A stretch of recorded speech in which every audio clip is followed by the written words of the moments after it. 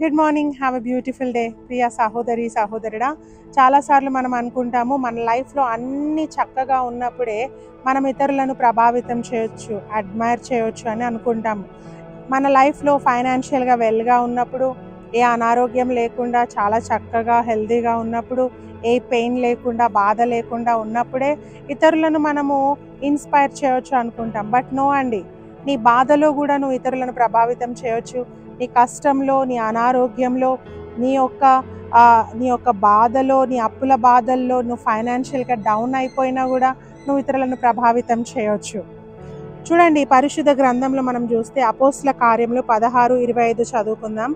అయితే మధ్యరాత్రి వేళ పౌలును సీలయు దేవునికి ప్రార్థించుచు కీర్తనలు పాడుచూ నుండిరి, ఖైదీలు వినుచుండిరి. హల్లెలూయా. ఇక్కడ చూడండి, ఖైదీలు వింటా ఉన్నారు. ఏం వింటా ఉన్నారంటే, అపోస్తలైన పౌలు సైలస్ అర్ధరాత్రి వేళ దేవునికి స్తుతిగానం చేస్తూ ఉన్నారు. వాళ్ళు ఎటువంటి పరిస్థితిలో ఉన్నారంటే, వాళ్ళని రక్తాలు వచ్చేటట్టు కొట్టారండి. వాళ్ళ చెరసాలలో ఆ ఖైదీలకు వేయాల్సిన ఆ యొక్క బేడీలు వేసి వాళ్ళను ఒక మొద్దుకి వాళ్ళకు సంఖ్యలు వేసేసి అలా కూర్చోబెడితే సంతోషంగా స్తుతి యాగం చేస్తూ ఉన్నారు. అయితే ఆ కష్ట పరిస్థితిలో కూడా అక్కడున్న ఖైదీలను వాళ్ళు ఇన్స్పైర్ చేశారు.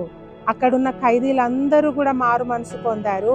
ఆ జైలర్, ఎవరైతే చెరసాల అధిపతి ఉన్నాడో, ఆయన కూడా అంటా ఉన్నాడు, రక్షణ పొందడానికి నేను ఏం చేయాలి అంటే.